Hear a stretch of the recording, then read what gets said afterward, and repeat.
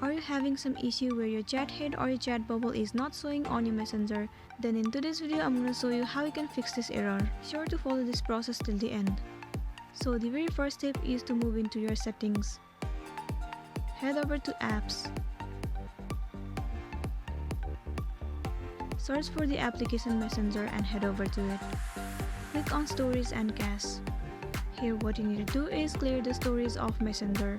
So click on Clear Stories and then click on OK. Now go back and move into the application Messenger.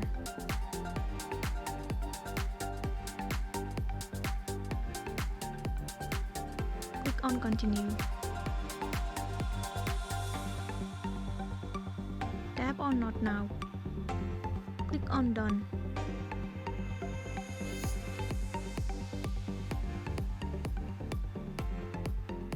Now again click on Not Now.